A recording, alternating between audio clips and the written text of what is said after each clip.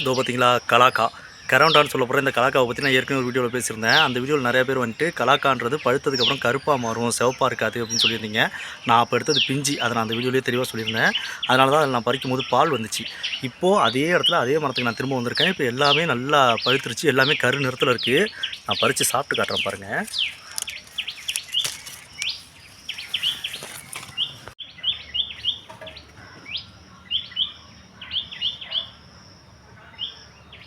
இதுலேயுமே இப்போ பார்த்தா லைட்டாக பால் வருது பார்த்தீங்களா. நல்லா கிட்டத்தட்ட நல்லா பழுத்துருச்சு, கருப்பு கலரில் மாறிடுச்சு. இருந்தாலும் இதில் பால் வர தான் செய்யுது. அதனால் பால் வர தான் செய்யும்.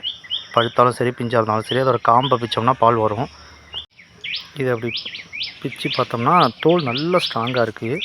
அதுலேருந்து எவ்வளோ தண்ணி பீச்சிக்கிட்டு அடிக்குது பாருங்கள். உள்ளே ஃபுல்லாக திரவமாக நிரம்பி இருக்குது. பிச்சா நல்லா சிவப்பு நிறத்தில் இருக்குது. உள்ளுக்குள்ளே இந்த மாதிரி விதைகள் இருக்குது. சாப்பிட்டா அதே மாதிரி ஒரு இனிப்பும் புளிப்பும் கலந்த சுவையில் இருக்குது.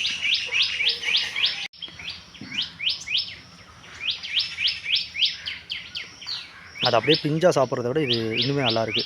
புளிப்பும் இனிப்பும் கலந்த சுவையில் இருக்குது. நல்லாயிருக்கு.